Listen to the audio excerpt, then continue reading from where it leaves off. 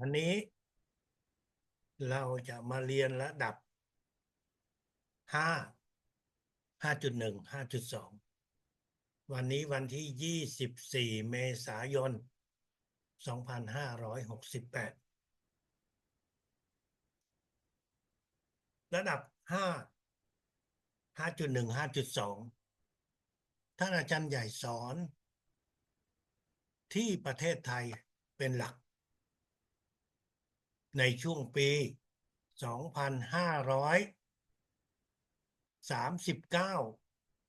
40 41ช่วงปีนั้นการจัดเรียนในระดับนี้ได้จัดที่โรงแรมนิโก้อยู่ที่ถนนรัชดาที่มหาลัยหัวเฉียวที่โรงแรมจอมเทียนอยู่พัทยาแต่ละครั้งเรียนนั้นคนไม่ใช่เฉพาะพี่น้องคนไทยแต่คนที่อยู่ต่างประเทศหลั่งไหลเข้ามาแต่ละชั้นเรียนนั้น500ไปจนถึง1,000กว่าคนโดยเฉพาะที่โรงแรมจอมเทียนพัทยาเกือบ 2,000 คนในช่วงนั้นทุกคนก็จะต้องเดินทางไปเข้าไปพักที่โรงแรมต่างๆที่ได้กล่าวถึงเพื่อที่จะได้เรียนรู้ของระดับเหล่านี้อันดับแรกพูดถึงระดับ5ระดับ5เป็นระดับที่พวกเราทุกคนนั้นจะทำสมาธิเหมือนกับระดับ1 2 3 4หมายถึงว่าการทำสมาธินั้น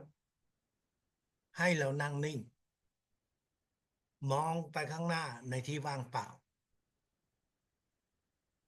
ในยุคนั้นเรายังไม่ได้เอารูปของท่านอาจารย์ใหญ่ที่นั่งทำสมาธิเปิดจักระ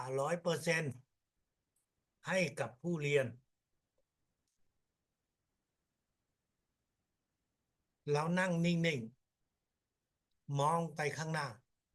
ไม่หลับตาใช้เวลาอย่างน้อยก็5 นาทีแต่ไม่เกิน30 นาที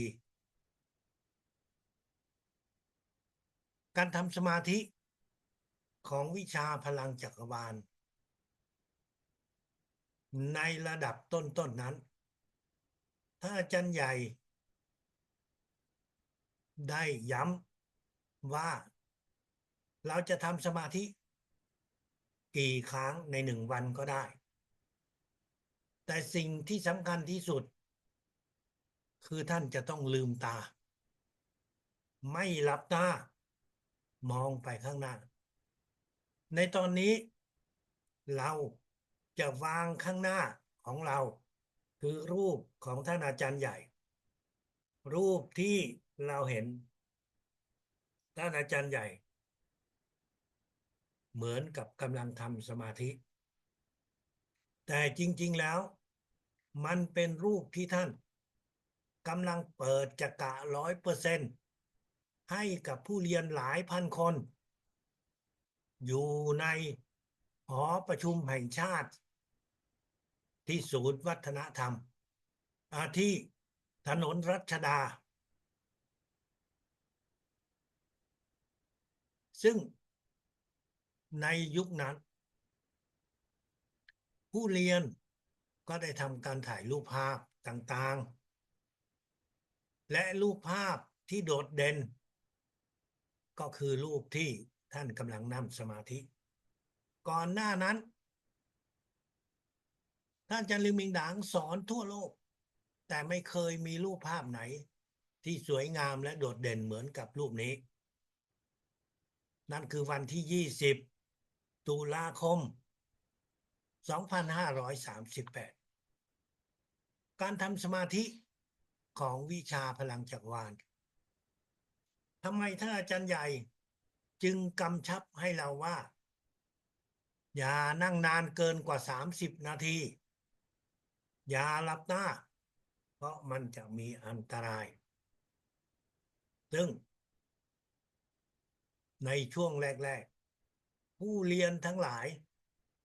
ที่เคยได้เรียนรู้โดยรุ่นพี่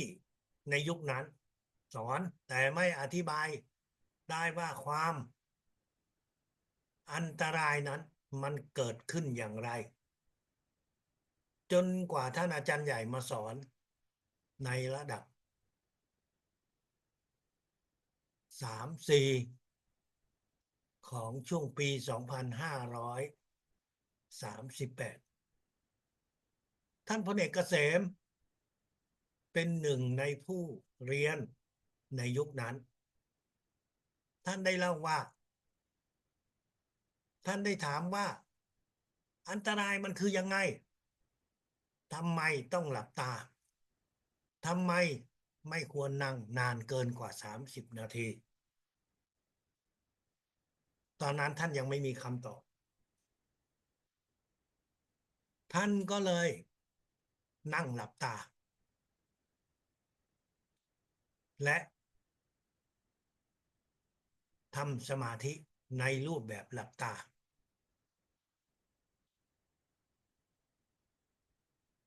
เมื่อท่านนั่งไปสักพักหนึ่งไม่รู้ว่านานเท่าไหร่แต่ท่านบอกว่าท่านเห็นตัวเองก้าวออกมาจากร่างของตัวเองท่านกำลังนั่งอยู่แต่ท่านก้าวออกมาจากร่างที่กำลังทำสมาธิอยู่ท่านตกใจเอ๊ะเราวิญญาณของตัวเรานี่ออกมาจากร่างแล้วเหรอมองรอบๆท่านก็ไม่กล้าไปไหนมองรอบๆท่านก็เห็นแสงสว่างสีขาวที่สว่างอยู่ข้างหน้าแต่ท่านก็ไม่กล้าไปไหนแล้วท่านคิดจะกลับเข้าไปแต่ปรากฏว่ามันเหมือนกับมีกระจกที่บังไว้ทำให้ท่านไม่สามารถกลับเข้าไปในร่างของตัวเองได้ในช่วงแรกท่านก็เลยตกใจอธิษฐานถึงสิ่งศักดิ์สิทธิ์ถึงท่านอาจารย์ใหญ่ว่าให้ช่วยด้วยหลังจากที่ท่านได้อธิษฐานแล้วท่านก็ได้กลับเข้าไปในร่างของตัวเองจนถึงทุกวันนี้เมื่อประมาณเดือนกว่า2 เดือนกว่าท่านก็ได้เล่าประสบการณ์นี้ให้ฟังและท่านก็ตกใจอย่างมากท่านก็อยากจะบอกกับผู้เรียนวิชาพลังจักรวาลทั้งหลายว่าสิ่งที่ท่านอาจารย์ใหญ่สอนนั้นมันเป็นสิ่งที่ท่านซาบซึ้งอย่างมากท่านอาจารย์ใหญ่บอกว่าอันตรายคือนั่นก็คือในระดับล่าง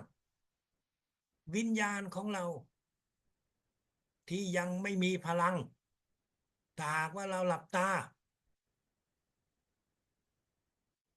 าจะทำให้เราหลับในแต่ในขณะเดียวกัน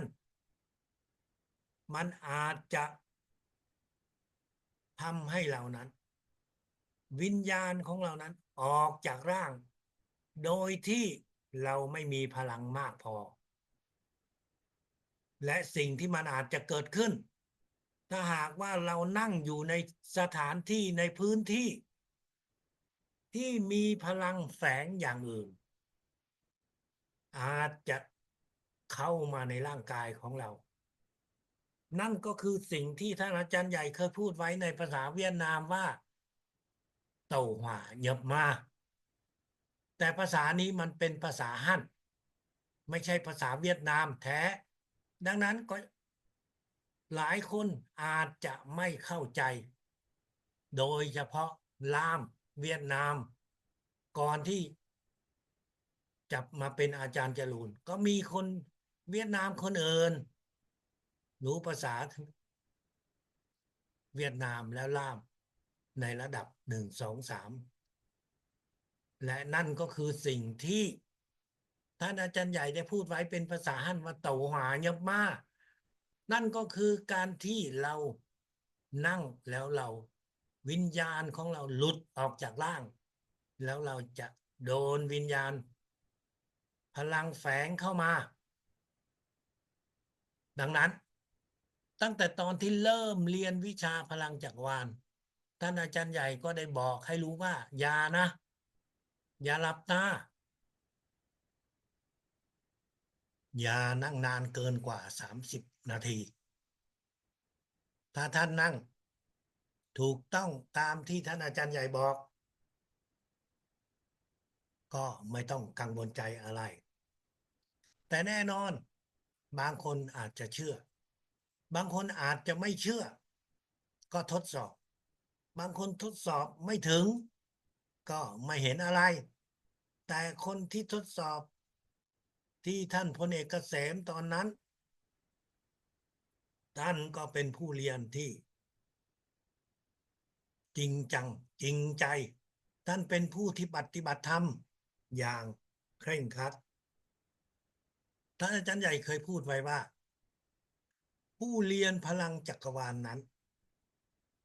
เป็นคนที่มีจิตวิญญาณสูงมีการพัฒนาทางจิตวิญญาณแล้วในระดับหนึ่งไม่ใช่ว่าทุกคนได้ยินถึงคำว่าพลังจักรวาลแล้วเขาจะเรียนวิชานี้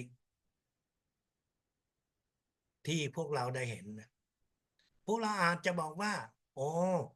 ก็เพราะว่าวิชาพลังจักรวาลนั้นมีการเก็บค่าเรียนวิชาพลังจักรวาลนั้นต้องเสียต้องจ่ายถึงจะได้เรียนเพราะในยุคนั้นเรียน1 ระดับก็100 เหรียญเพราะท่านอาจารย์ใหญ่คิดตามแบบอเมริกายุโรปในระดับสูงระดับ5.1 5.2 500 เหรียญต่อ1 ระดับแต่จริงๆแล้วมันไม่ใช่เรื่องของการเงินเพราะท่านอาจารย์ใหญ่เคยสอนแบบที่เรียกว่าให้เข้าเรียนฟรีแต่ก็ไม่ใช่ว่าทุกคนจะเข้าเรียนอาจารย์จรูนเข้าไปสอนในเรือนจำในเรือนจำนั้นคนหลายพันคนมีการประกาศว่าใครอยากเรียนพลังจักรวาลก็สามารถเข้ามาเรียนได้โดยไม่ต้องเสียค่าใช้จ่ายอะไรแต่แล้วคนที่เข้ามาเรียนก็ไม่กี่สิบคนเขาไม่ได้เสียค่าเรียนเขามีเวลาทั้งวันแต่เขาก็ไม่สนใจอย่างที่ท่านอาจารย์ใหญ่บอกไว้ว่าผู้เรียนพลังจักรวาลนั้นคือเป็นผู้ที่จิตวิญญาณได้พัฒนาถึงสูงถึงระดับหนึ่งถึงจะมีบุญสัมพันธ์ในการที่จะเรียนรู้ในวิชาพลังจักรวาลมีหลายคนมีฐานะที่ดีที่จะเสียค่าใช้จ่ายแต่เขาก็ไม่สนเพราะเขาไม่ได้เชื่อในทางจิตวิญญาณเราไม่มีสิทธิ์ที่จะบอกว่าจิตวิญญาณของเขาอย่างนี้อย่างนั้นแต่นั่นคือสิ่งที่พวกเราจะต้องเข้าใจว่าวิชาพลังจักรวาลนั้นมันเป็นวิชาของสิ่งศักดิ์สิทธิ์เป็นวิชาที่สิ่งศักดิ์สิทธิ์จะมอบให้กับผู้ที่มีจิตวิญญาณสูง สิ่งศักดิ์สิทธิ์คืออะไรพวกเราทุกคนได้ยินคำนี้ตั้งแต่ที่เราโตขึ้นมานักวิทยาศาสตร์ไม่มีนิยามทางด้านวิทยาศาสตร์ว่าสิ่งศักดิ์สิทธิ์มันคืออะไรแต่เขารู้ว่ามันมีอยู่เพียงแต่ว่าใช้ชื่ออะไรเพื่อที่จะเรียกสิ่งที่ให้พลังต่อมนุษย์ทั้งหลายต่อสิ่งสรรพสิ่งทั้งหลายที่มีอยู่ในโลกนี้แต่ผู้ที่มีความเชื่อทางด้านจิตวิญญาณใช้คำว่าสิ่งศักดิ์สิทธิ์เพื่อบ่งบอกถึงแหล่งที่มาของพลังที่มนุษย์ของพวกเราไม่รู้ว่าจะเรียกยังไงสิ่งที่มนุษย์เรามองไม่เห็นไม่ใช่มีแต่สิ่งศักดิ์สิทธิ์เท่านั้นมนุษย์เรา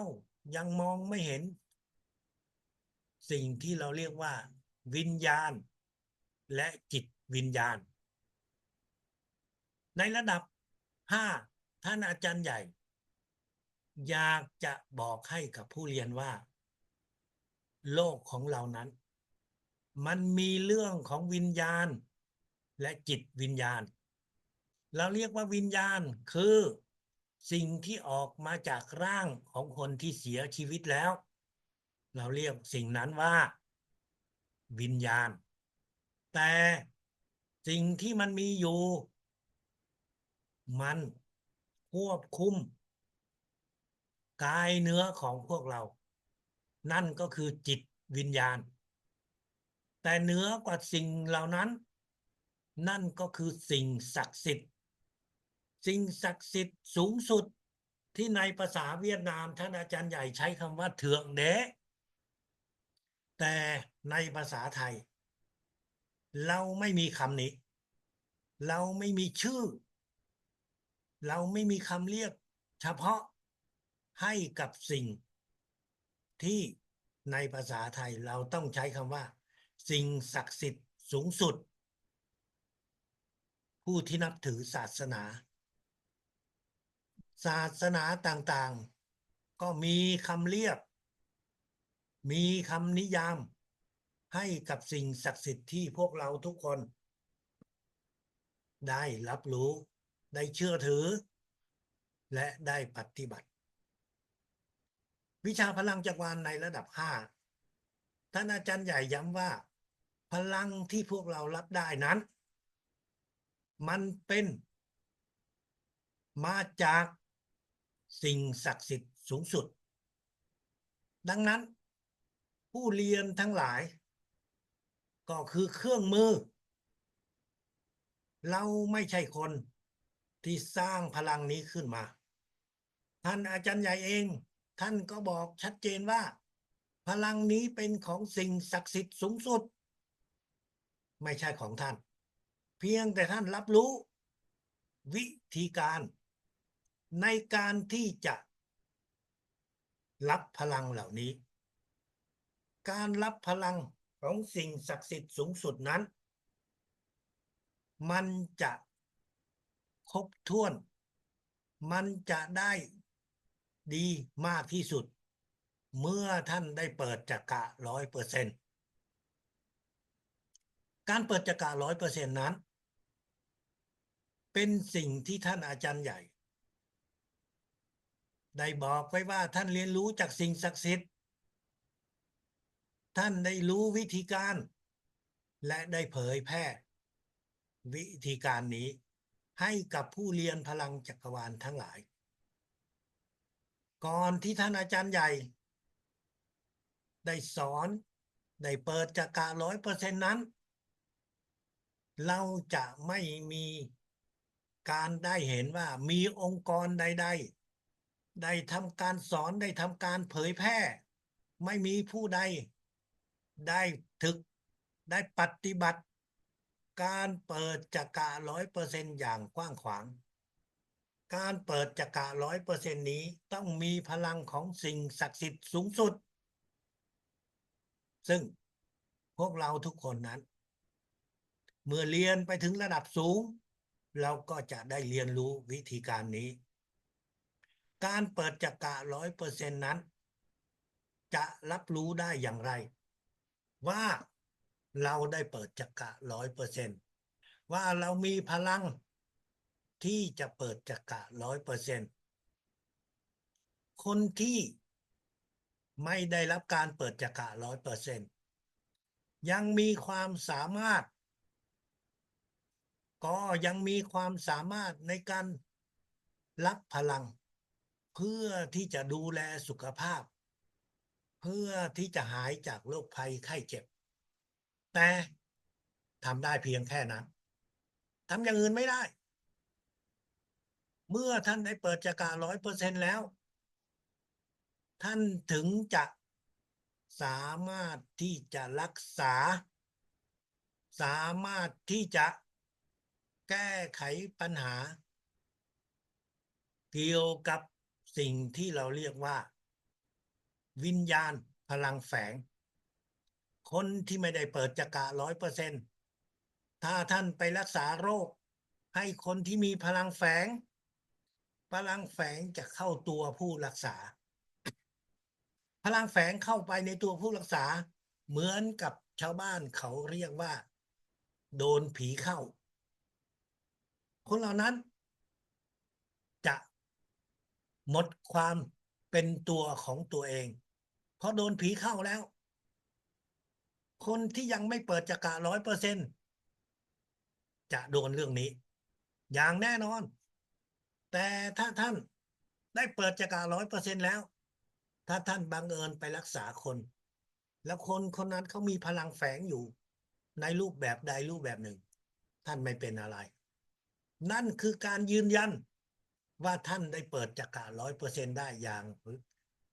เรียบร้อยและไม่ต้องกลัวแต่คนที่ยังไม่ได้เปิดจักระ100%นั้นแตะเข้าไปจะโดนทันทีและสิ่งเหล่านี้ได้เห็นแล้วกับผู้เรียนวิชาพลังต่างๆที่เรียกว่าไม่ได้เปิดจักระ100%การเปิดจักระ100%นั้นจะทำให้ท่านนอกจากรักษาโรคของร่างกายแล้วท่านยังสามารถรักษาเกี่ยวกับเรื่องของวิญญาณพลังแฝงท่านยังสามารถที่จะใช้พลังจักรวาลในด้านต่างๆของธุรกิจในด้านต่างๆของชีวิตประจำวันของเราท่านสามารถใช้พลังจักรวาลในการเรียนรู้กับสิ่งศักดิ์สิทธิ์เพื่อทำให้ท่านได้มีการพัฒนาจิตวิญญาณสูงขึ้น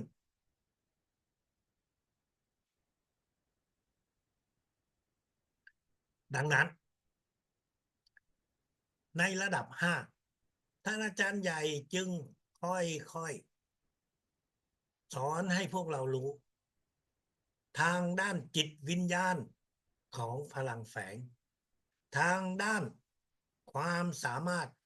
ของวิชาพลังจักรวาลเป็นวิชาของสิ่งศักดิ์สิทธิ์และนั่นหมายถึงว่าพวกเราเองเป็นเครื่องมือของสิ่งศักดิ์สิทธิ์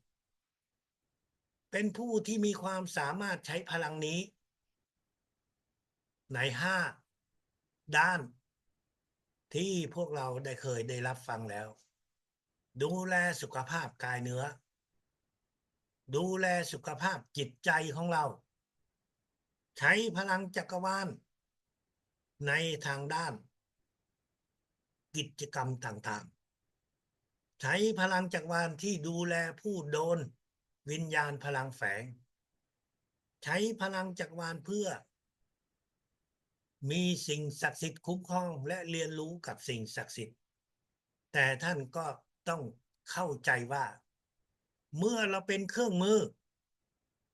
เราไม่ใช่เป็นผู้ที่จะตัดสินว่าการรักษาโรค จะดีมากน้อยขนาดไหน ท่านจะต้องเข้าใจตรงนี้ เพื่อเรารับและส่งพลัง ด้วยความเชื่อมั่นในสิ่งที่เราทำท่านทำไปความสามารถของท่านจะสูงขึ้น ท่านทำไปแต่บังเอิญท่านผิดพลาด แต่ท่านไม่ได้ตั้งใจ สิ่งศักดิ์สิทธิ์ก็จะค่อยทำให้ท่าน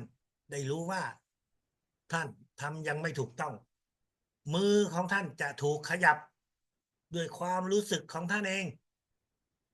ทำให้ท่านนั้นมีความสามารถสูงขึ้น เมื่อเราจะส่งพลังให้ใคร เราอย่าตั้งความหวังว่าส่งวัน2 วันจะได้ผล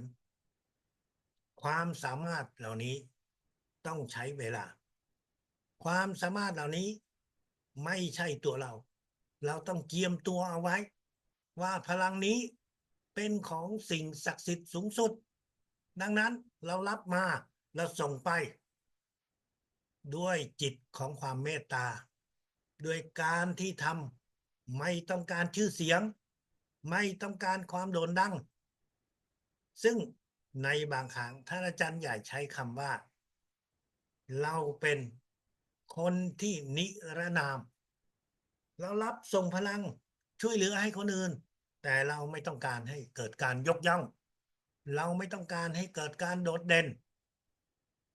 วิชาพลังจักรวาลเป็นวิชาที่พวกเรารู้แล้ว ว่ามันเป็นวิชาทางจิต พลังจักรวาลที่เราใช้นั้น จริงๆแล้วในภาษาเวียดนามท่านอาจารย์ใหญ่พูดว่าพลังจิตของมนุษย์ นั่นคือคำเรียกในวิชาพลังจักรวาลในภาษาเวียดนาม เรียกว่าเยินเดียดเยินเดียดมีความหมายว่าพลังจิตมนุษย์ แต่การแปลในช่วงแรกนั้น เขาจะแปลว่าพลังไฟฟ้าแม่เหล็ก ซึ่งมันไม่ใช่ แม่เหล็กมันเป็นแรงดึงดูด ไฟฟ้านั้นมันเป็นสิ่งที่มนุษย์เราเรียกให้กับไฟที่สร้างแสงสว่าง อันนั้นเขาเรียกว่าไฟฟ้า แต่ไอสิ่งที่มีอยู่ในตัวนั้นมันเป็นคลื่นความถี่ของจิตของมนุษย์ของเรา และเป็นคลื่นความถี่ของจิตวิญญาณของพวกเรา ดังนั้นท่านอาจารย์ใหญ่จึงให้แปลคำว่าเงินเดีย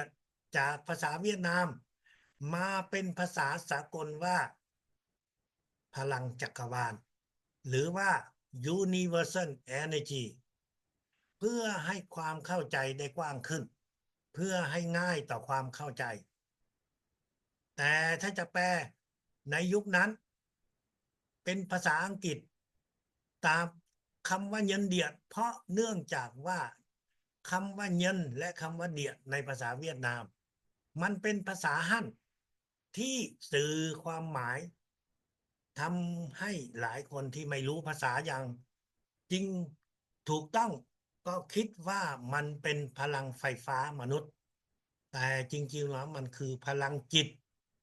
คลื่นความถี่ของความคิดของมนุษย์ของเราที่เราใช้จิตของเราจัดกะหกของเราในการปฏิบัติดังนั้นในระดับ5เป็นระดับที่เราจะต้องขอโทษนะครับฮัลโหลครับ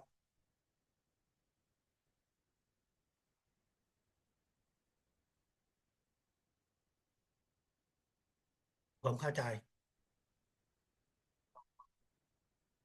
ครับครับขอบคุณครับครับครับครับครับพวกเราทุกคนนั้นจะต้องมีความเชื่อว่าพลังจักรวาลเป็นของพลังจิตเป็นของสิ่งศักดิ์สิทธิ์สูงสุด เราเป็นเครื่องมือและโลกนี้มีสิ่งที่มนุษย์เรามองไม่เห็นที่เราต้องรู้ว่านั่นคือโลกของสิ่งศักดิ์สิทธิ์และจิตวิญญาณทั้งหลายนั่นคือระดับ5ที่พวกเราเข้าใจการปฏิบัติในการทำสมาธิเราก็ทำสมาธิเหมือนเดิม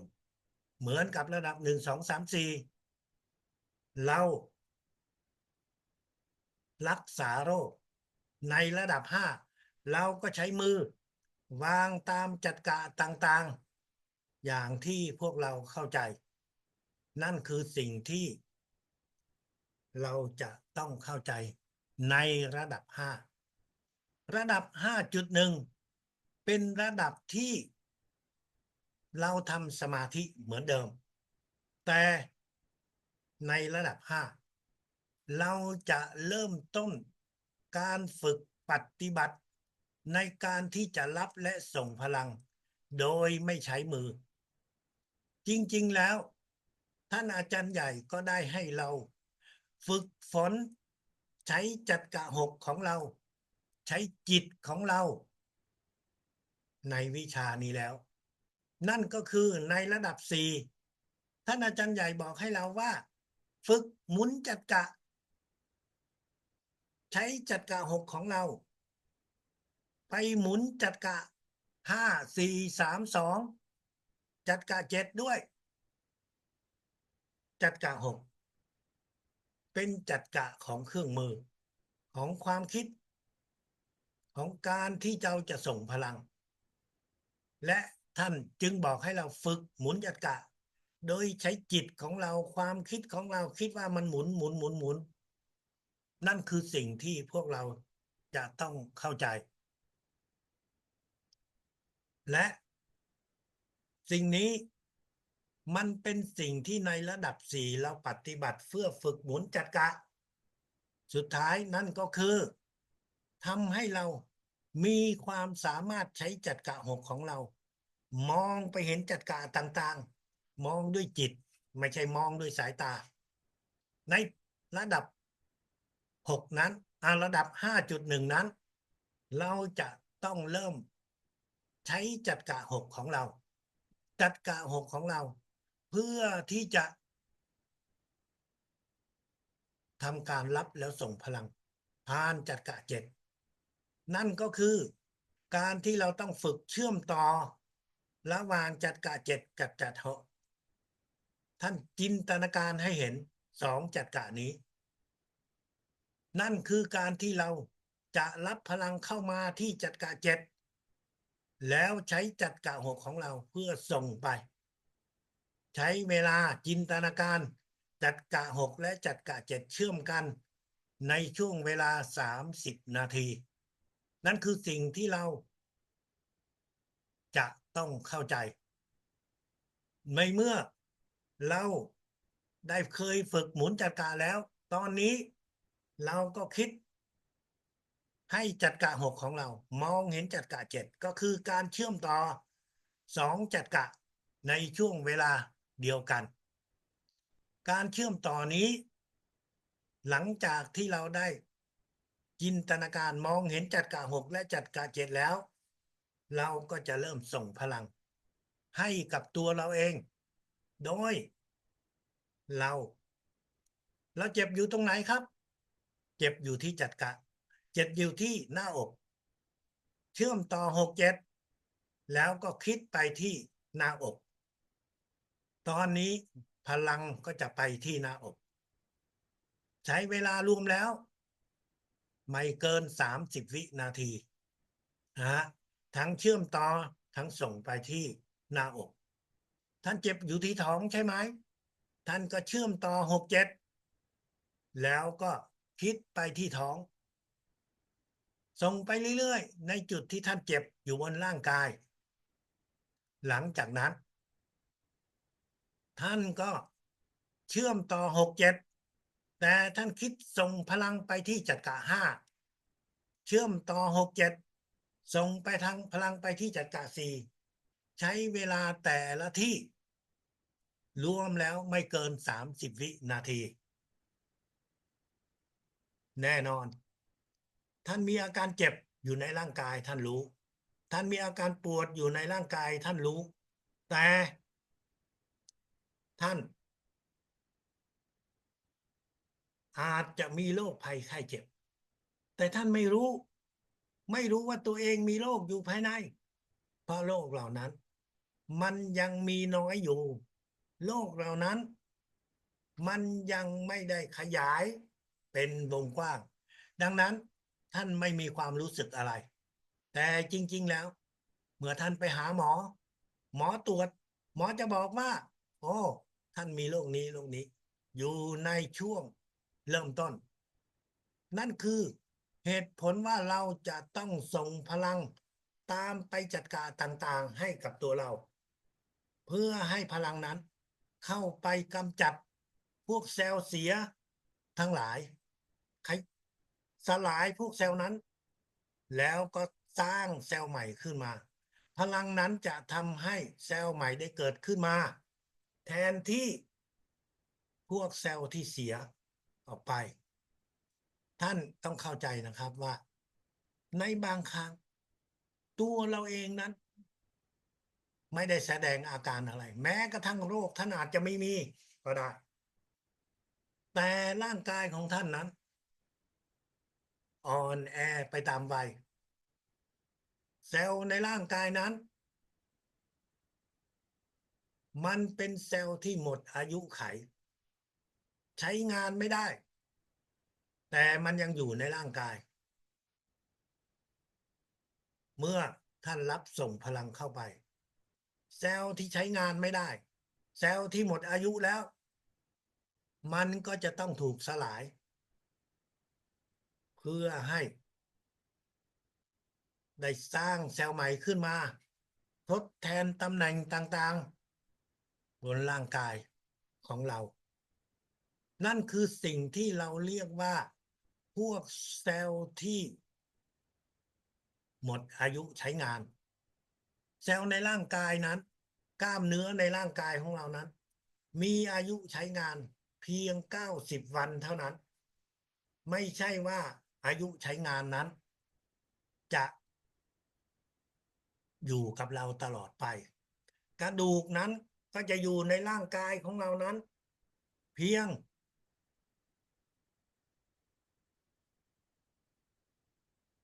180 วันเท่านั้นดังนั้นเมื่อเซลล์เหล่านี้หมดอายุใช้งานเราก็ต้องส่งพลังเข้าไปเพื่อสลายมันแล้วก็สร้างเซลล์ใหม่ขึ้นมาร่างกายของเราอยู่ภายในมันถึงจะมีสุขภาพที่ดีขึ้นแข็งแรงที่ดีมากขึ้นเมื่อท่านรับส่งพลังให้กับตัวเราเองอย่างสม่ำเสมอภายใน3 เดือนเซลล์เก่าก็จะถูกสลายตัวทิ้งออกไปเซลล์ที่เป็นโรคภัยไข้เจ็บก็ถูกสลายออกจากร่างกายสร้างเซลล์ใหม่ขึ้นมานั่นเป็นเหตุผลเพราะว่าทำให้ท่านมองเห็นตัวเองอ่อนวัยขึ้นท่านมองภายนอก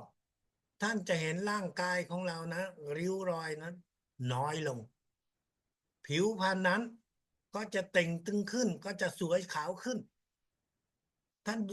สามารถเทียบสิ่งเหล่านี้ด้วยรูปภาพที่ถ่ายไว้เป็นช่วงระยะแต่ถ้าท่านมีโอกาสพบเจอกับเพื่อนที่อยู่ในวัยเดียวกันท่านจะเห็นว่าตัวท่านนั้นดูแล้วอ่อนวัยกว่านั่นเพราะว่าท่านมีพลังจักรวาลท่านเห็นต้นไม้ต้นหนึ่งเหมือนกับตัวเราถ้าต้นไม้นั้นท่านมองเห็นมันเขียวชอุ่มแต่ถ้าท่านมองอยู่ที่ต้นไม้อยู่ที่ใต้ต้นไม้ท่านจะเห็นมีใบไม้จำนวนหนึ่งที่ร่วงลงมาเพราะว่ามันหมดอายุใช้งานแล้ว ใบไม้เหล่านั้นมันก็เหมือนกับเซลล์ในร่างกายของเราเมื่อหมดอายุมันก็ต้องสลายตัวแต่เนื่องจากว่าต้นไม้มันไม่ได้สลายภายในแต่มันจะทำให้ใบนั้นหลุดออกกิ่งก้านของมันใบเล็กๆใหม่ก็จะเกิดขึ้นมาในมุมกิ่งต่างๆเป็นใบเขียวเป็นใบที่ค่อยๆโตขึ้นแทนที่พวกใบไม้ที่หมดอายุไขแล้วถ้าใบไม้เหล่านั้นมันไม่ได้รับสารอาหารจากดินเท่านั้นแต่มันยังได้รับพลังจากแสงพระอาทิตย์พลังแสงพระอาทิตย์นี้ก็เป็นพลังส่วนหนึ่งของจักรวาลซึ่งในอนาคตในเรียนระดับสูงท่านก็จะได้รู้ว่าแสงพระอาทิตย์เราจะใช้งานมันต้นไม้นั้นถ้าต้นอยู่ในกลางแดดกับต้นที่อยู่ในที่ร่มอยู่ในบ้านท่านจะเห็นว่าต้นไม้ที่ไม่มีพลังของแสงพระอาทิตย์นั้นจะเป็นต้นไม้ที่ไม่มีชีวิตชีวามันก็ยังมีอยู่มันก็ยังโตอยู่แต่ไอ้ต้นที่มีพลังแสงพระอาทิตย์มันจะเจริญงอกงามดีกว่าดังนั้นการส่งพลังให้กับตัวเราเองนั้นเป็นสิ่งที่ท่านจะต้องฝึกฝนทุกวันในระดับ 5.1 นี้ท่านสามารถที่จะส่งพลังให้กับตัวเองโดยไม่ต้องใช้มือท่านจะส่งพลังให้ระดับ 4ท่านใช้จักระ6คลิกไปที่จักระ4แต่ในระดับ 5ลงไปท่านใช้มือวางไม่ได้ท่านใช้มือวางยังไงมันก็ไปไม่ถึงจะไปถึงได้ท่านก็ต้องปวดไหล่ปวดแขนแต่ตอนนี้ท่านใช้จิตของท่านส่งพลังไปที่จักระ4ของตัวเองอย่างสบายแต่ก่อนท่านจะต้องวางมือที่หน้าอกทดแทนการที่เราจะวางมือที่ด้านหลังการส่งพลังโดยไม่ต้องใช้มือมันเป็นสิ่งที่สะดวกให้กับตัวท่านในการที่จะส่งพลังท่านนั่งนิ่งๆใช้จิตส่งไปทีละจุดทีละจุดส่งไปที่เราเจ็บส่งไปที่เราปวดส่งไปที่จัดการต่างๆนั่นคือสิ่งที่พวกเราจะต้องฝึกและปฏิบัติเมื่อเราส่งพลังให้กับตัวเราแล้วเราก็ยังสามารถที่จะส่งพลังให้กับคนอื่นโดยไม่ต้องใช้มือมันมีคนจำนวนหนึ่งท่านไม่มีสิทธิ์ที่จะวางมือบนร่างกายของเขาด้วยเหตุผลทางศาสนาด้วยเหตุผลทางวัยวุฒิเมื่อเขาไม่ยินดีที่จะให้เราวางมือท่านก็จะวางมือไม่ได้แต่ด้วยจักระหกท่านสามารถส่งพลังให้เขาใช้จักระหกของเราคิดจักระหกจักระเจ็ดจักระหกของเราเพื่อรับพลังแล้วหลังจากนั้นเราก็ใช้จิตของเราจักระหกของเราส่งพลังให้กับคนที่เราต้องการช่วยเหลือนั่นก็คือท่านส่งพลังไปในจุดที่เขามีอาการเจ็บมีอาการป่วยและท่านก็ใช้จิตของเราส่งพลังไปที่จักระ5 4 3 2เริ่มจาก7 5 4 3 2ทุกจักระยกเว้นจักระหกที่เราไม่ส่งพลังเราไม่ส่งพลังจักระหกตอนที่เขายังมีชีวิตมีความรู้สึกปกติเมื่อไรเขาเป็นโคม่าเขาหมดสติเราถึงจะส่งพลังไปที่จักระหกสำหรับผู้ป่วยนั่นคือสิ่งที่เราจะต้องเข้าใจเพื่อเราจะช่วยเหลือส่งพลังให้กับใครคนหนึ่งนั้นเราจะต้องรู้ว่าเขาเจ็บตรงไหนป่วยตรงไหนเขามีอาการโรคอะไรแล้วเราก็จะส่งไป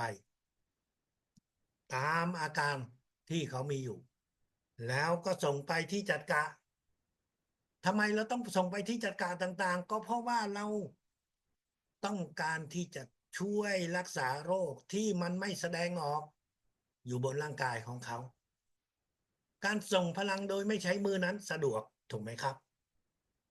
เราไม่ต้องแตะไปตัวเขาแต่มันก็ไม่ได้หมายความว่าความสะดวกนี้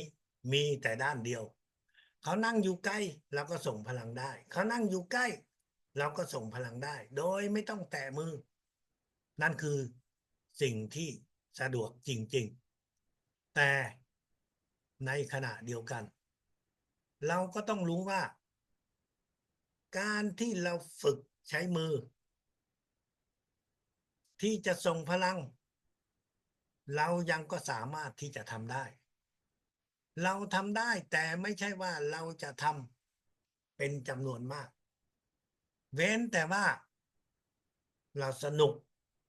กับการที่เขามาที่บ้านเรามาต่อแถวหลายสิบคนเพื่อที่จะได้รับพลังรุ่นพี่ของเราหลายคน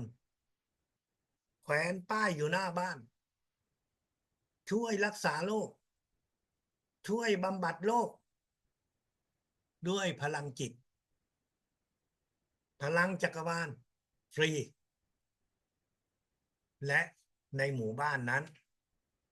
คนหลายคนเขาก็แวะเวียนเข้ามาในช่วงเวลาที่เรากำหนดเพื่อให้เราส่งพลังให้เขา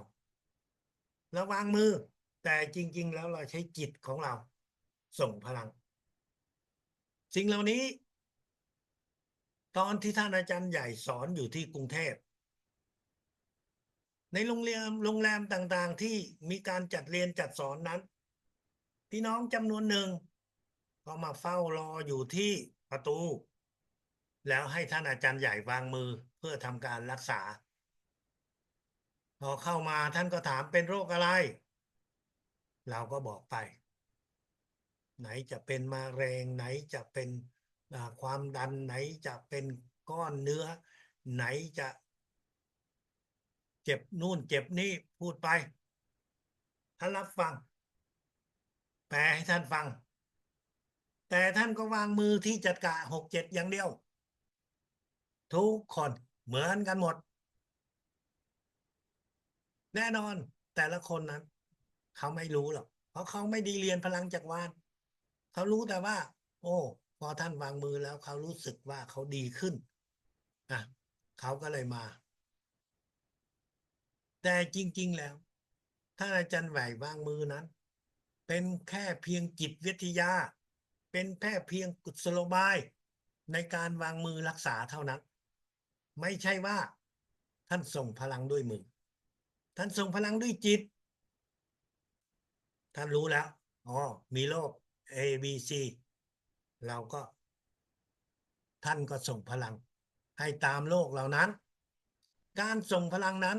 พวกเราทุกคนจะต้องจำไว้ก่อนที่จะส่งพลังเราจะต้องอธิษฐานถึงสิ่งศักดิ์สิทธิ์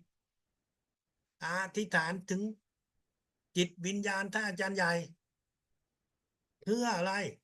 เพื่อที่จะช่วยให้เรานั้นส่งพลัง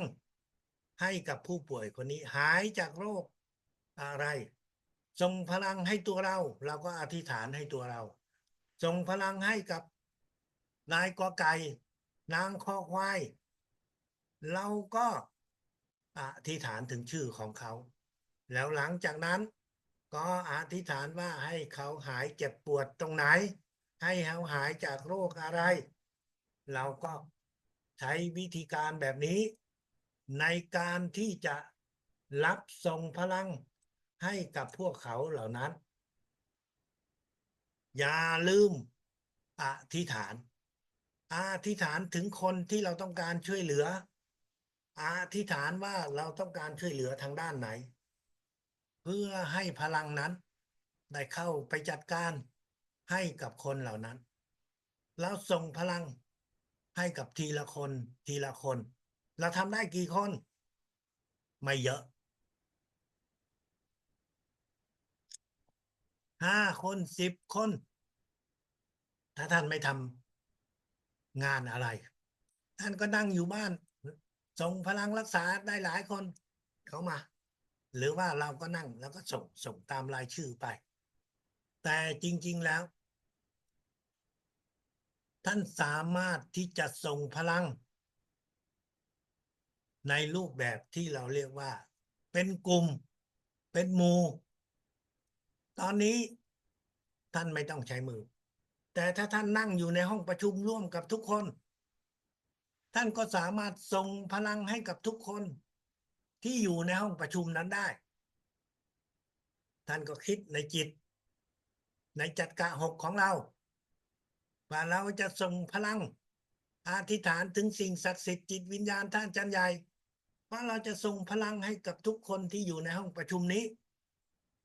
ท่านก็เชื่อมต่อ6-7ของตัวเองแล้วหลังจากนั้น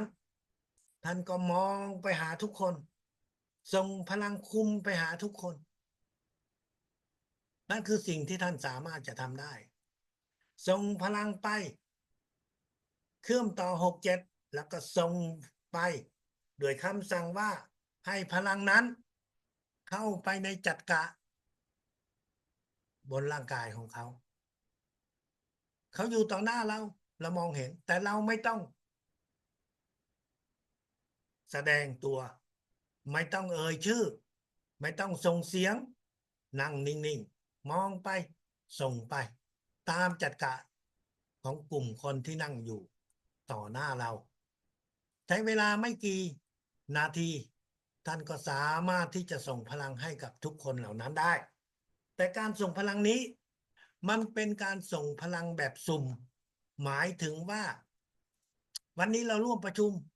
เราก็ส่งให้เขาได้พรุ่งนี้ไม่มีประชุมก็ไม่ได้ส่งดังนั้นการฝึกส่งตรงนี้มันเป็นการทำบุญเป็นการทำบุญที่ยิ่งใหญ่ปิดทองหลังพระโดยที่คนเหล่านั้นไม่ต้องรับรู้อะไรเราส่งไปจิตใจของเรานั้นมันจะมีการพัฒนาอยู่ในภายในของเราคือจิตใจของคน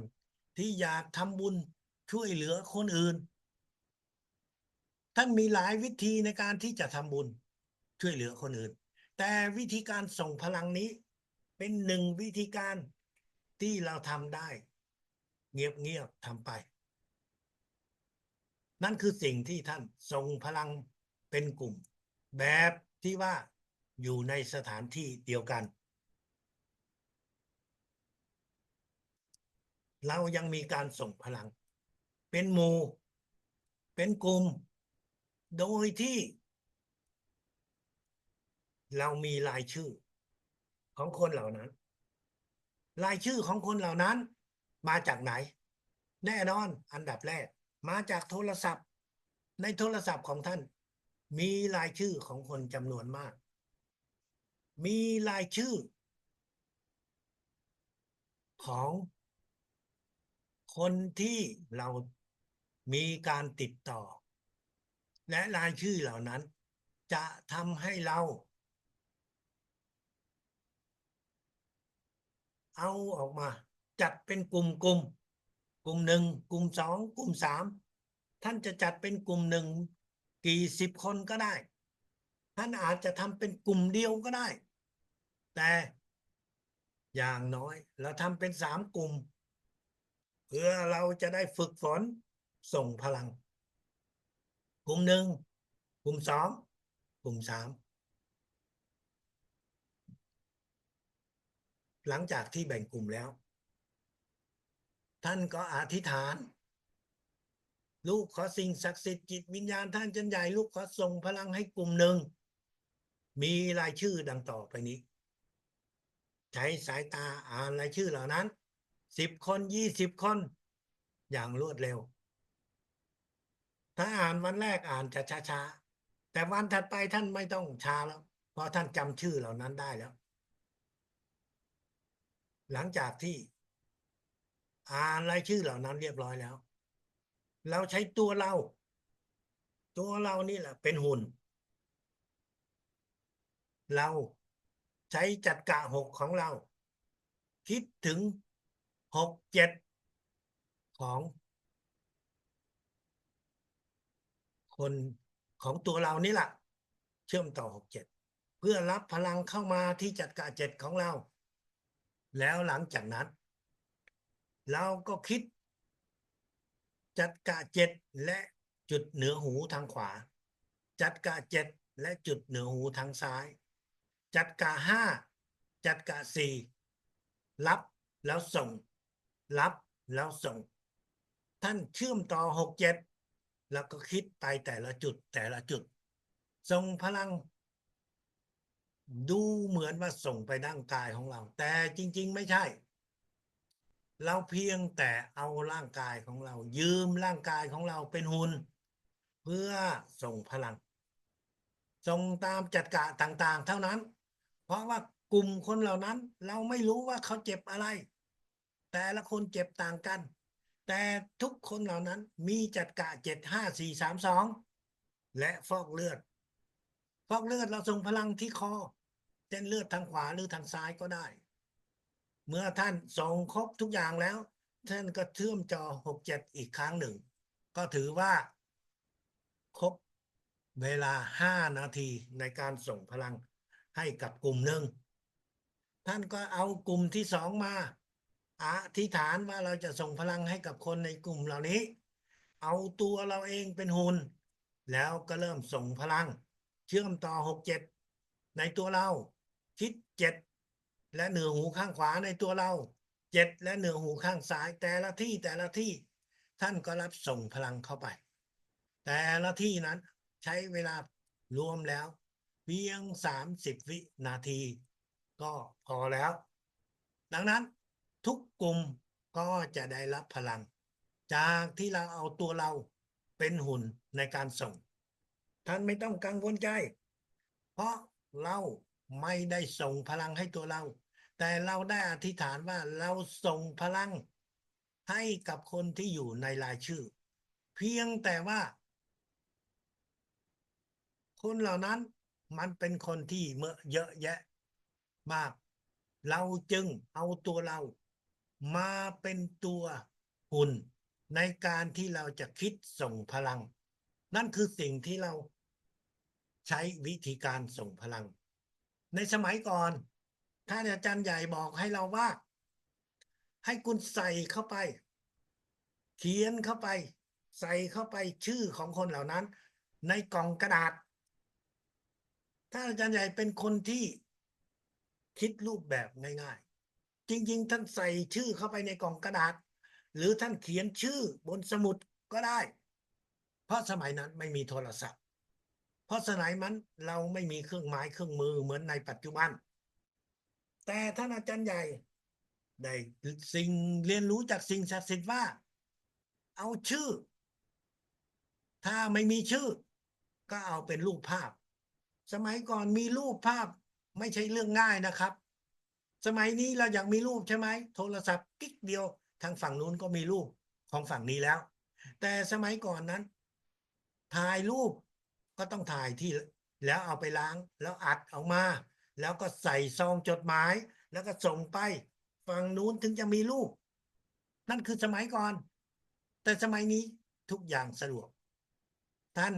ถ่ายรูปของคนที่ต้องการส่งพลังเข้าไปเอาชื่อส่งเข้าไปชื่อและนามสกุลคนไทยคนฝรั่งชื่อนามสกุลซ้ำกันนั้นน้อยมากอาจจะล้านคนถึงจะมีคนหนึ่งที่มีชื่อซ้ำกันแต่คนเวียดนามนั้น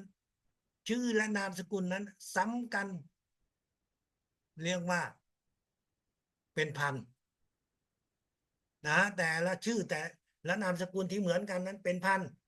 เพราะวัฒนธรรมของเวียดนามไม่เหมือนวัฒนธรรมของไทยในการตั้งชื่อดังนั้นท่านอาจารย์ใหญ่จึงกำชับไว้ว่ามีลูกมีชื่อและนามสกุลเพื่อที่จะส่งแล้วไม่ซ้ำไปหาคนอื่นเราต้องรู้ชัดเจนว่าเป้าหมายของเราคืออะไรคือใครส่งพลังให้กับเป็นหมู่เราก็ทำไปท่านอย่าเพิ่งกังวลใจว่าเราส่งไป30 คน ส่งไป50 คน แล้วเขาจะดีหรือไม่ดี ท่านไม่ต้องกังวลใจนะครับส่งเป็นหมู่นั้นท่านก็ส่งไป แต่ถ้าท่านส่งพลังรักษาให้กับ1 คนนั่นคือสิ่งที่ท่านจะต้องกังวลใจท่านรักษาให้คน1 คนเขาอยู่ต่อหน้าท่าน ถึงท่านจะวางมือหรือไม่วางมือ จิตของเขาจะนิ่ง ก็จะมาอยู่ที่ตัวเราคือผู้ส่ง แต่ถ้าหากว่าเขาอยู่ที่บ้านเขา เราอยู่ที่บ้านเราคำถามคือ เราส่งพลังให้เขา แต่เขากำลังทำอะไร ท่านรู้ไหม ถ้าท่านรู้ ท่านกำลังนั่งส่งพลัง แต่เขากำลังไปตลาด ท่านกำลังส่งพลัง แต่เขากำลังอาบน้ำท่านส่งพลัง แต่เขากำลังเดินเที่ยวช้อปปิ้งอยู่ในห้าง สารพัดอย่างที่เขาจะทำ แต่เรานั่งส่งพลัง ถามว่าการส่งพลังที่จิตเราเนี่ยส่งให้เขา แต่จิตเขาเนี่ยกำลังเต้นรำอยู่กำลังรำวงโยพลังเขาจะได้รับมากน้อยขนาดไหน ดังนั้นการส่งพลังให้ตัวต่อตัว ถ้าทำได้ เราต้องนัดกับเขา คุณโทรมาหาเรา หรือเราโทรไปหาคุณ มองเห็นกัน การส่งพลังนั้น จะได้ประสิทธิภาพที่สูงสุด เพราะจิตของเรากับจิตของเขาจะเชื่อมต่อกันเหมือนกับโทรจิต และตอนนั้นพลังที่เราส่งไปจะดีที่สุด แต่ถ้าไม่สะดวก เราก็นั่งส่ง ส่วนเขาก็ช้อปปิ้งไป การส่งพลังแบบนั้น เราทำได้ มีประสิทธิภาพในระดับหนึ่ง แต่จะไม่ดีเท่ากับ2 คนมองเห็นกัน จิตสู่จิต เราก็จะได้ผลที่ดีที่สุด แต่ถึงอย่างไรก็ตามท่านอาจารย์ใหญ่ก็ยังสอนให้เราว่า ควรฝึกส่งพลังแบบฉุกเฉิน ส่งพลังแบบฉุกเฉินคือยังไง นั่นก็คือ เมื่อเราออกไปข้างนอก เราเห็นคนที่โดนอุบัติเหตุ เราเห็นคนที่เขาอยู่บนรถของโรงพยาบาลกำลังไปโรงพยาบาล เสียงสัญญาณของรถนั้น บอกให้เรารู้ว่า มีผู้ป่วยกำลังไปโรงพยาบาล ทันทีทันใด ท่านก็คิดในใจ ลูกขอสิ่งศักดิ์สิทธิ์จิตวิญญาณท่านอาจารย์ใหญ่ลูกขอส่งพลัง ไปให้ผู้ป่วยเหล่านั้น แค่นี้พอ แม้ว่าเราไม่ได้รู้หน้ารู้ตา แม้ว่าเราไม่รู้ว่าเขาเป็นใคร แต่ไม่สำคัญ เพราะเราได้อธิษฐานถึงสิ่งศักดิ์สิทธิ์จิตวิญญาณท่านอาจารย์ใหญ่แล้ว พลังนี้จะถูกจัดสรร จะถูกจัดการโดยสิ่งศักดิ์สิทธิ์ไปให้กับคนเหล่านั้น ให้กับคนที่กำลังไปโรงพยาบาล นั่นคือสิ่งที่ท่านสามารถที่จะทำได้ ท่านนั่งรับประทานอาหาร ท่านก็ส่งพลังไปกับอาหาร นั่นคือสิ่งที่ท่านควรจะฝึกและปฏิบัติ ท่านรู้ไหมว่า การส่งพลังทางไกล หรือการส่งพลังที่เราเป็นคนตั้งจิตตั้งใจส่งให้เขา มันเป็นอาวุธ มันเป็นอาวุธทางจิตที่สำคัญอย่างมาก ถ้าอาจารย์ใหญ่ได้กำชับว่า คุณจะส่งพลัง จงต้องจำไว้ ในระดับ 5.2 ท่านอาจารย์ใหญ่ได้กล่าวถึงการส่งพลังของวิชาพลังจักรวาลนั้น คุณส่งให้ใคร การส่งพลังนี้มันไม่ใช่เป็นการส่งพลัง เพื่อดูแลสุขภาพของเราเท่านั้น การส่งพลังจิตนั้น มันเป็นวิธีการทางจิตและจิตวิญญาณอย่างหนึ่ง ที่เราสามารถที่จะส่งทั้งทางลบและทางบวก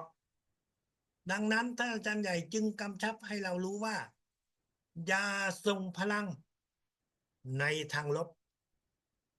ยังไงคือส่งพลังในทางลบ ยังไงคือส่งพลังในทางบวก มันมีความคิดที่ผู้เรียนนั้น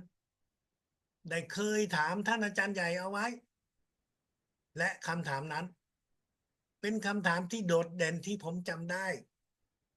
ตั้งแต่ตอนที่ท่านอาจารย์ใหญ่ ไปสอนอยู่ที่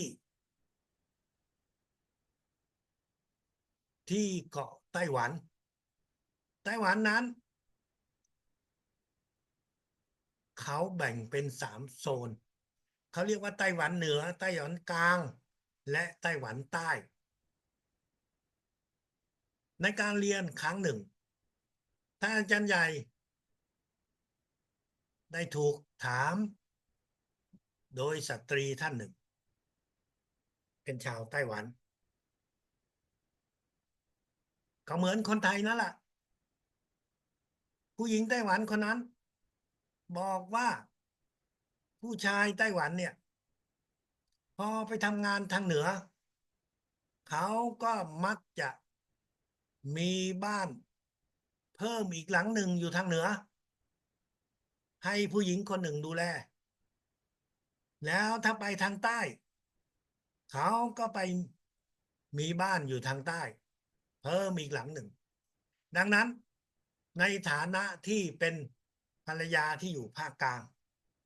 เขาบอกว่าเขาจะใช้พลังจักรวาลเนี่ยส่งพลังให้กับสามี เพื่อที่จะให้สามีนั้น ไม่ต้องมีบ้านเหนือบ้านใต้ มีบ้านกลางอย่างเดียว ดีไหม ทำได้ไหม ผู้เรียนในห้องเรียนตบมือหัวเราะกัน ท่านอาจารย์ใหญ่บอกว่าทำได้ ทุกคนก็โอ้เยี่ยมเลยทำได้ แต่ท่านอาจารย์ใหญ่ก็ถามย้อนว่า คุณรู้ไหมว่า อยู่ทางเหนืออาจารย์ก็สอนวิชาพลังจักรวาล อยู่ภาคใต้อาจารย์ก็สอนวิชาพลังจักรวาลให้กับคนที่นั่น แล้วถ้าผู้หญิงทางเหนือ เขาก็อธิษฐานส่งพลัง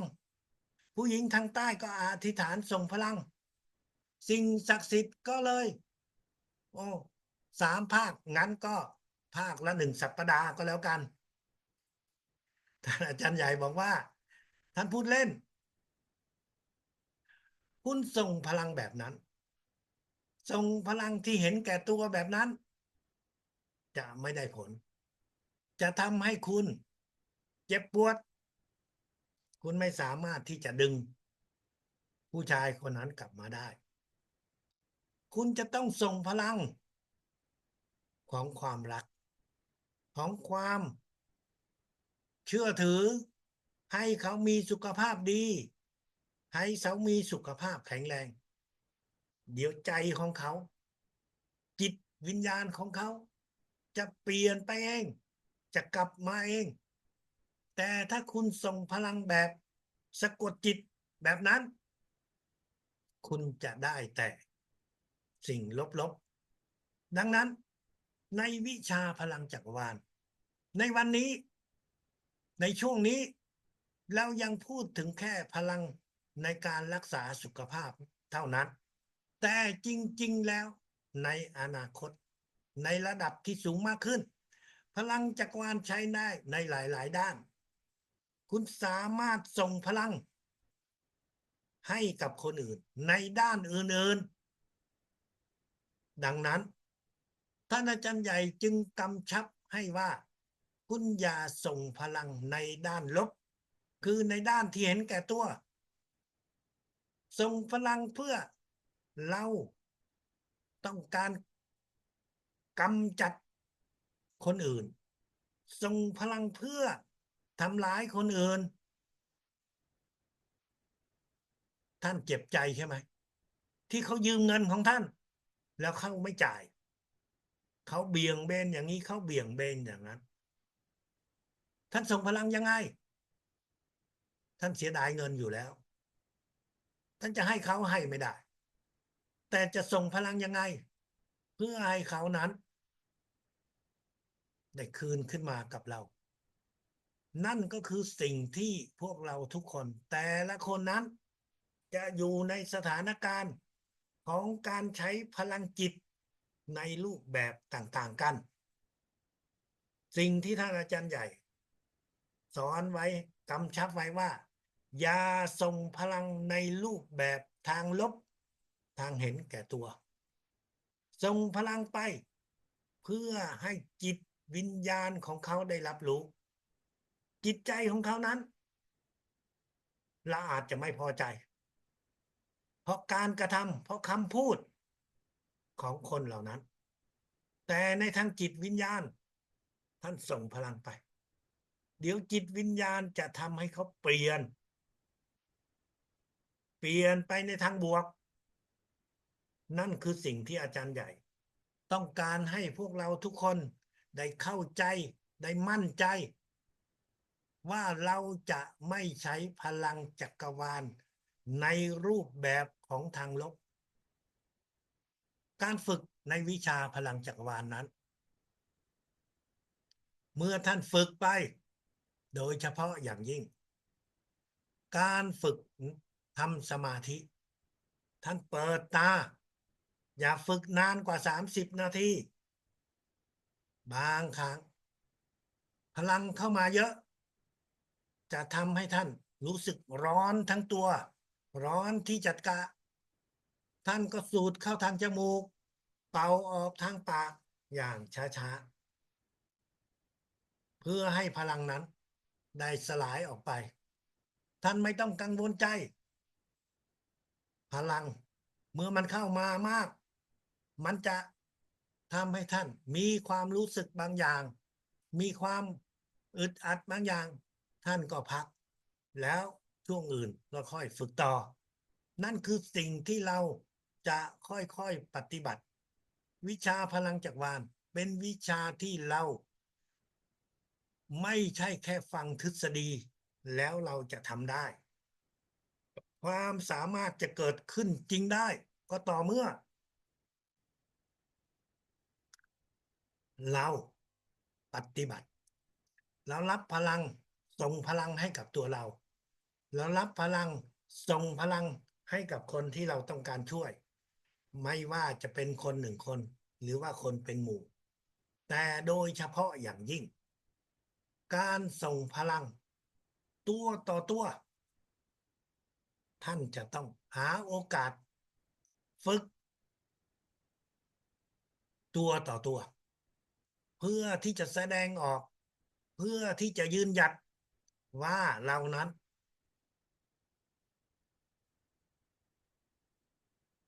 มีความกล้าในการที่จะใช้พลังจักรวาลช่วยเหลือคนอื่นท่านนั่งตามรายชื่อและท่านส่งแน่นอนท่านทำได้แต่การที่เราจะต้องทดสอบตัวเราเองการที่เราจะต้องเผชิญหน้ากับคนอื่นมันเป็นบททดสอบที่ยากมากท่านจะต้องขจัดความอายของตัวเราความกลัวของตัวเราเพื่อที่จะแสดงออกนั่นคือสิ่งที่ทุกคนท่านอาจารย์ใหญ่ในช่วงแรกก็ทำเหมือนกับที่ท่านได้บอกให้กับพวกเราไม่ใช่ว่าทุกคนจะเชื่อกว่าคนเป็นล้านจะยินดีจะเรียนในวิชาพลังจักรวาลท่านอาจารย์ใหญ่ก็เริ่มต้นจาก วันแรกสุดที่ท่านสอนอย่างเป็นทางการ ก็มีเพียง20 คน นั่นก็คือวันที่20 กรกฎาคม ปี1989หรือ2532หรือว่า26 36 ปีที่แล้ว ที่ท่านอาจารย์ใหญ่เริ่มสอนก็มีเพียง20 คน ไม่ใช่ว่าจะมีเป็นพันคนแต่ละครั้งเรียน จากทั่วโลกลงมา พวกเราทุกคนก็เช่นเดียวกัน ท่านจะต้องเริ่มฝึก อย่านั่งแค่ฝึกสมาธิอย่างเดียว อย่าแค่ดูแลตัวเองอย่างเดียว แต่ให้ออกภาคสนาม วางมือ ไม่ใช่ว่าวันหนึ่ง10 คน20 คน เอาวันละคนก็พอ สัปดาห์ละคน2 คนก็ได้ แต่เริ่มไปทำไป เดี๋ยวตามวันเวลา ท่านก็จะเก่งขึ้น มีความสามารถมากขึ้น